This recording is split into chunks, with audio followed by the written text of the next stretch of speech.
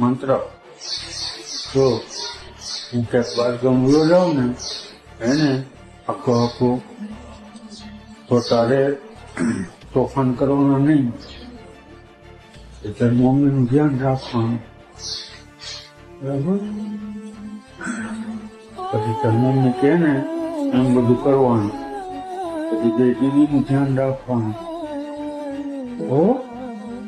અને પપ્પા ન આવે ને તો પપ્પા કરવાનું નહીં હો. શાંતિથી રહેવાનું, ડાયો થઈ જઈશ રોવાનું નહીં હો. હું તારું તું મને યાદ કરીશ ને એટલે હું તારી આગળ આવીશ હો. હું તારું ધ્યાન રાખીશ હો. રોય નહીં ને?